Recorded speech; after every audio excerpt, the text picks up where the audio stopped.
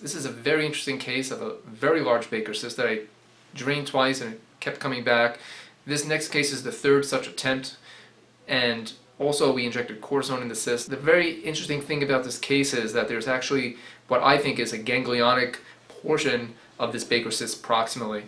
This cyst has multiple loose bodies and septum and debris within it. Unfortunately, even after the third aspiration and cortisone injection of the cyst, it kept coming back, and therefore, in order to try to alleviate its symptoms, I would recommend surgery, even though cysts can frequently come back after surgery. So here we are basically just going to go over probe position during this procedure. Moving our lower extremity into position, we can see a fairly sizable Baker cyst in the back of the knee. And here's our probe initially in axial view, going over the medial and lateral aspects of this cyst. Now we're turning it to sagittal view, and again trying to cover both the medial and lateral aspect of the cyst.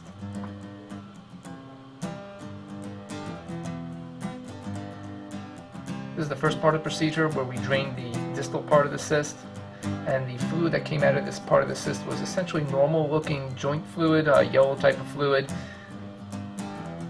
that we were able to obtain. And then during the second part of the procedure, we actually advanced the needle proximally to a different part of the cyst beyond the septum proximally, and we got this thick kind of reddish fluid out of the cyst, consistent with ganglion type fluid, and this is what made this case somewhat unique. So here we are going over some of the anatomy of this procedure, where we can see a fairly sizable Baker cyst just overlying the medial gastrocnemius muscle, and here we are focusing on that communication tract between the semimembranosus tendon and the medial gastrocnemius tendon. Here we are bringing the patient into the position that we are going to do the procedure, and here's our probe again going over the Baker cyst both proximally and distally in sagittal orientation, and now switching to an axial orientation and going over the medial and lateral aspects of the Baker cyst. You can see here multiple loose bodies and actually two septum. We're initially going through the first septum to get the fluid out of that part of the Baker cyst, and then we had to go and actually do a separate injection site to get through the proximal septum. And here we can see the needle just going past the proximal septum in order to access the ganglionic portion of this Baker cyst. So this is the actual fluid from the proximal part of the cyst, and it's very thick. You see it doesn't really settle, and it looks like ganglion type fluid. So I think it was a combination of a ganglion with a cyst. So here's a sagittal view of the cyst. You can see loose bodies distally. The patient has debris with septations within this cyst. Unfortunately, this was a recurrent cyst that we tried to aspirate twice prior. You can see the shadowing effect from the loose body. And as we go proximally, we can see this different lobe, a little smaller lobe of the cyst proximally. And this is basically going above the joint line, making a ganglion more likely. Here's an axial view, and again you can see the septations within it and debris, and just the sheer size of the cyst. It's quite a large cyst. And here's the semimembranosus tendon, something you don't want to mistake for part of the cyst when there's anisotropy involved. So this is round number 3. He did get a fair amount of relief, probably mild relief with the last procedure, and it did shrink the Baker cyst. I'm going to try one more time. Here's our anticipated path of the drainage. And injected maybe with 1.5 cc's of methylprednisolone, and use the side effect of atrophy that prednisone can cause in soft tissue, hopefully to our favor, because there's a lot of synovial debris and granulation tissue that I think is part of the problem here, and I'm hoping that the cortisone will help shrink that, in addition to keep any fluid from coming back. So here's the beginning of our procedure. We're going in from a distal to proximal approach, and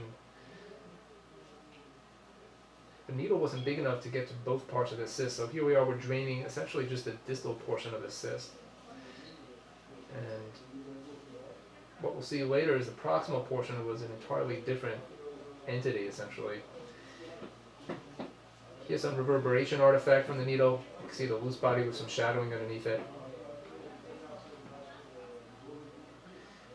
And this part of the cyst, as prior aspirations, was pretty easily aspirated, and a lot of fluid comes out. That's a 30 cc syringe that I'm holding.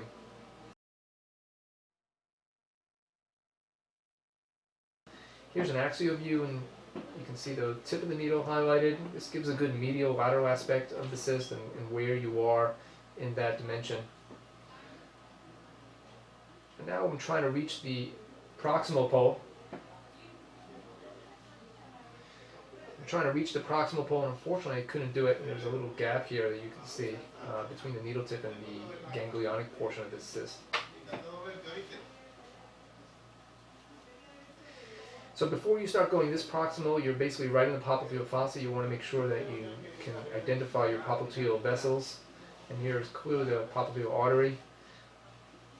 So we basically just moved our needle proximally and went into this ganglionic portion, and out came this thick, darker fluid, certainly more indicative of a ganglion versus a Baker cyst. Here we're on our axial view again. You can see your needle tip, and you can see how close we are to the popliteal vasculature. And here we are just injecting with some cortisone in the hope that it will keep the cyst from coming back. So here are the loose bodies in the Baker cyst. I can actually feel them now. Before they were just buried under the fluid. And now I can see my finger kind of rolling above these hard little pebbles. I don't think they're going anywhere. They're just in his soft tissue from that Baker cyst. We injected him again with a little more than 2 cc's of cortisone, of methylprednisolone. I'm hoping that will atrophy soft granulation type tissue within the cyst and hopefully keep that inflammation down from coming back again. This is the last time we're going to do it though. If that doesn't work, then the only thing that's going to work is surgery. Okay. And here's that very thick fluid from this ganglionic portion of the Baker cyst. It's all one entity. It's essentially a Baker cyst with the proximal aspect of it somewhat isolated, and I think the fluid just sat in there so long and it just thickened over time, and it was basically a thick consistency that you would find in a ganglion, but it's not a separate ganglion in of itself, I believe.